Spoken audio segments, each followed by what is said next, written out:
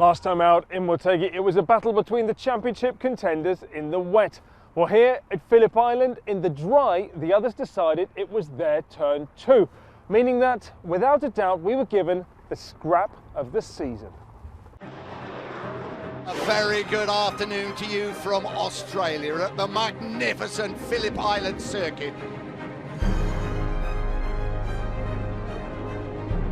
Round 16 in the MotoGP World Championship.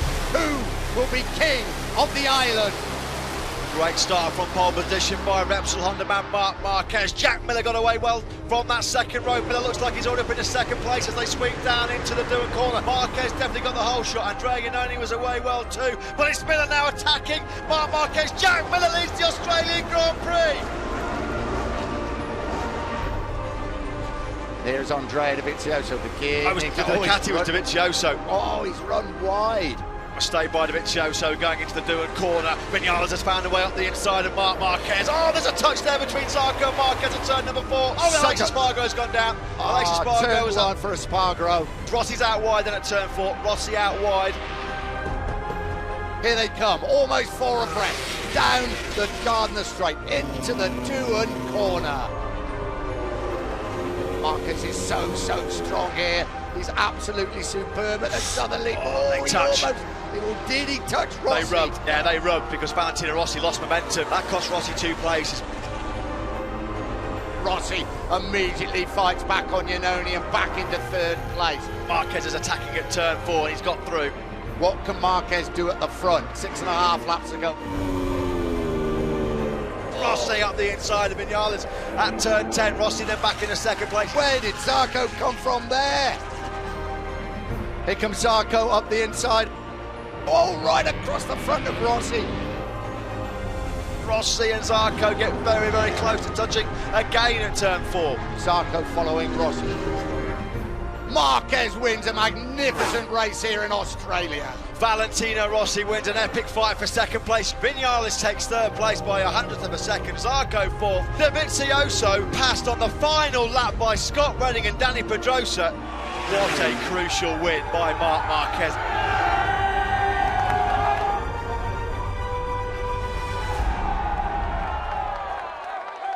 Suddenly, I don't know if it was 2nd lap, 3rd lap, contact. Zarco contacted me and there I realized, okay, time to attack. I mean, time to was a group where was Zarco, Iannone, Valentino, Miller, Craso, I mean, fighters on the bike and was time to push, to defend, but in the end attack, because if not, it was so difficult to overtake. Yeah, it was really close that time with Valentino. I nearly crashed because in turn 2 I did many overtakes, and with Valentino I thought that also I was possible there, and yeah, I didn't see him, but also he kept a lot of corner speed, and then I was really close to crash, and yeah, luckily we were on the bike and finished the race 1st and 2nd. I enjoy a lot, sincerely. Was very aggressive. This is normal when you fight against riders like Marquez, Iannone and Zarco, but you know, these are the rules of the game. Now is like this. In the last period, the aggressivity level is raised a lot. It's a bit more dangerous, but it's like this. If you want to play, this is the game. I have the potential to go with Marc. In fact, I gained on him in 2 sectors, and I was not so far. And at that moment, that I think, yes, I am in the perfect position. Iannone arrive braking like ciao, and it's over. Yeah, honestly, I plan to attack 5 laps to go. This lap, I already overtake Johan. I try to get Valentino in the last part of the straight, but I went in the outside. Then with Johan I have like a moment, and then I went to Andrea. I lost my race there. Fighting at this speed, you need to go. Sometimes we can touch few riders, and the worst has been with Marquez. When Maverick overtook him, I was almost in the same speed. I came into the corner 4 and then could not slow down more, but he has been clever to, when he felt me in his bike, he picked up a little bit more, so we save it.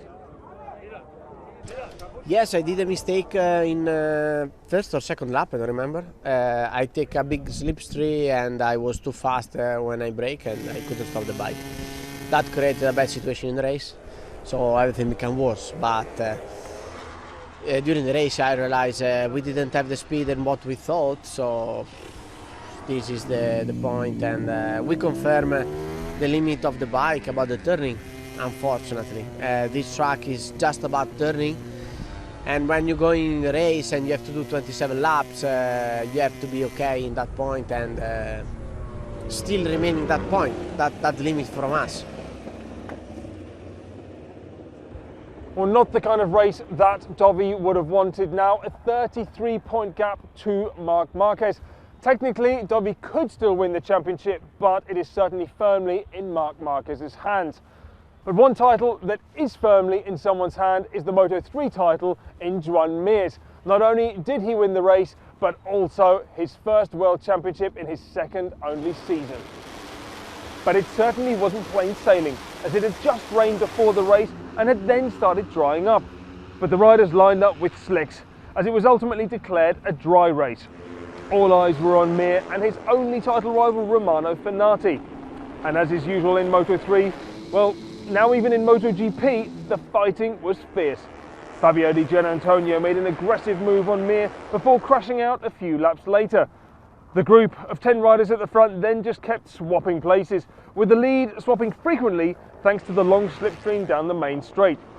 Poleman Jorge Martin was having to fight hard as Mir and teammate Livio Loi hit the front with just under 10 laps to go.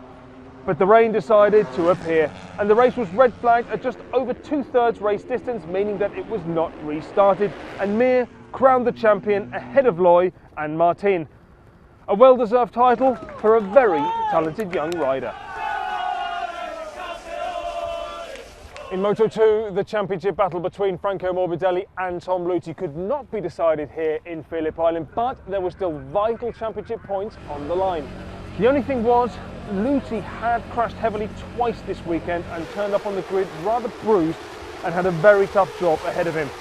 The track had dried after that shower in Moto3, though conditions were not easy. Front row starter Marcel Schrotter high-sided early on, taking out Mattia Passini in the process, whilst the KTM duo of Miguel Oliveira and Brad Binder got a storming start.